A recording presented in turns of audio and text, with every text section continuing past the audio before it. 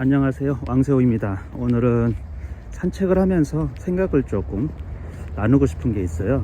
아이들 교육과 관련해서 인공지능 좀 연구가 활발하잖아요. 저도 인공지능에 굉장히 관심이 많은데 무슨 얘기냐면, 사실 이전에 인공지능은 머신러닝이 잘 그렇게 효과적인 아웃풋을 내지 못했는데, 연구자들 사이에서 인간의 신경망을 이제 약간 모방한 그런 연구를 하면서 굉장한 성과가 있었어요. 근데 이 연구자들이 얘기하는 몇 가지를 보니까, 우리가 자녀를 교육할 때 또는 학생들을 교육할 때 인사이트를 얻을 수 있는 것들이 있더라고요.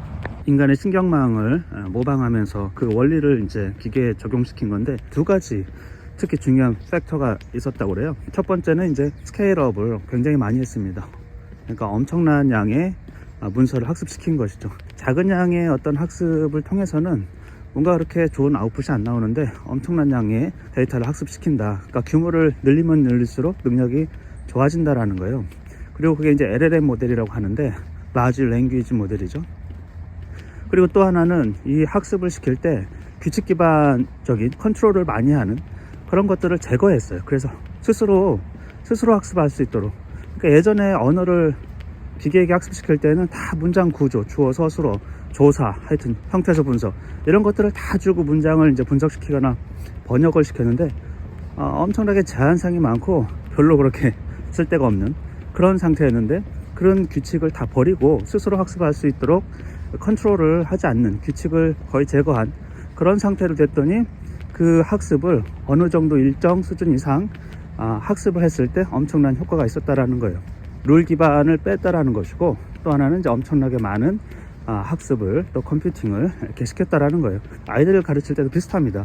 양이 질을 결정하는 경우가 있어요. 학습에서도 마찬가지인데, 그런데 그 학습을 통제 방식으로 하지 말자라는 거죠. 많은 양의 학습이라는 게 자발적으로 이루어져야 되고, 통제가 아닌 그런 학습이 과연 무엇인가. 첫 번째는 이제 자연에서 뛰어노는 것이고, 아이들이 좋아하는 것을 하는 것이죠. 거기에는 누가 그렇게 컨트롤하지 않아도 아이들 스스로 할 수 있는 거고, 두 번째는 독서예요. 아는 책을 읽는 거죠. 그러니까 조금 읽고 이런 것이 아니고 엄청나게 많은. 그리고 연구자들에 따르면 언어를 가르쳤어요, 기계에게. 그때 언어 패턴을 계속 학습하면서 추론 능력이 생겼다라는 거예요. 그게 이제 처음 AI 연구자들에게는 깜짝 놀란 일이었어요. 얘가 예측을 한다라는 거예요. 생각을 하는 것 같고. 어떻게 가능했느냐, 그 언어를 가르쳤을 때 언어만 배우라고, 스스로 배우라고 했는데 거기에 예측하고 추론하는 능력이 생겼다라는 것이죠. 수학을 통해서 생각하는 힘을 기른다거나 그런 게 아니고, 언어를 통해서 많은 문장을 보고 그럼으로써 생각하는 힘을 더 기를 수 있다.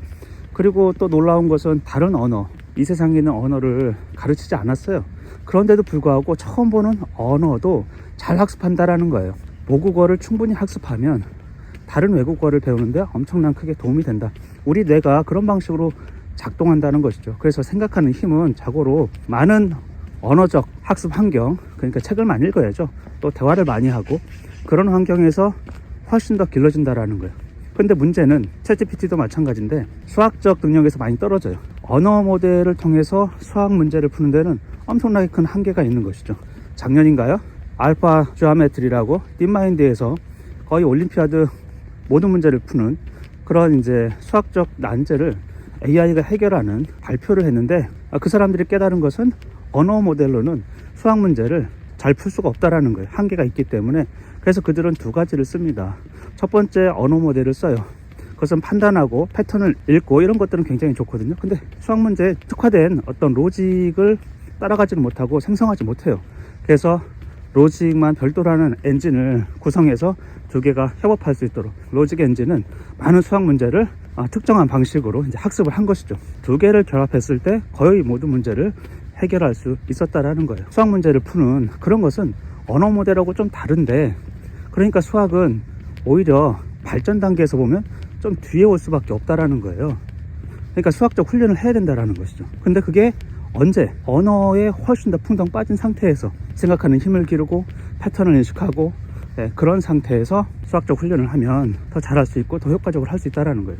그래서 저는 어린아이들에게는 먼저 책을 많이 읽히고 경험을 충분히 축적하게, 자기가 좋아하는 것들 자연세계에서, 두 번째는 그 다음에 좀 이성적 능력이 어느 정도 갖춰진 상태에서 수학적인 문제를 또 수학적 재능을 발현할 수 있도록 그런 환경을 좀 뒤에 주는 게 훨씬 더 좋다는 생각이에요. 어린아이에게 수학 문제를 물론 단순한 건 되게 좋아합니다. 패턴을 찾고 문제를 맞추고. 근데 수학은 꼭 패턴에 의해서 문제를 찾고 해결하는 게 아니고 그 이면에 있는 어떤 로직, 원리, 추상성 이런 것들을 획득해야 되는데 그런 능력은 어린아이에게는 제가 볼 때는 일정의 한계가 있다라는 거예요. 근데 아니나 다를까 AI 연구에서도 똑같은 거죠. 지금 AI 연구자들은 인간이 어떻게 지식을 획득하고 생각하고 문제를 풀어내는지 그것을 기계에게 학습시키고 있거든요. 여기서 주안점을 둘 거는 어린아이에게, 특히 초등학생에게 수학 문제를 그렇게 많이 시키는 거는 저는 너무 안타깝고 해서는 안 되는 일이라고 좀 생각하거든요. 기본적인 어떤 개념을 이해하고 기본적인 수준에서 수학 공부를 하는 거는 괜찮습니다. 그게 그렇게 부담스럽지 않을 거예요. 근데 어마어마한 문제를 선행을 막 초등학생이 중학교, 고등학교 선행을 해야 되고 그게 무슨 소용이 있는가 이거죠. 인풋 대비 아웃풋이 별로 없을 거예요. 물론 수학적 재능이 엄청나게 뛰어난 애에게는 좋은 어떤 환경이 될 수도 있지만 대부분은 그렇지 않습니다. 그게 또 굉장히 바람직한 건 아니에요. 언어 능력이 좋은 거, 수학 능력이 좋은 것보다 훨씬 더 좋을 수가 있어요.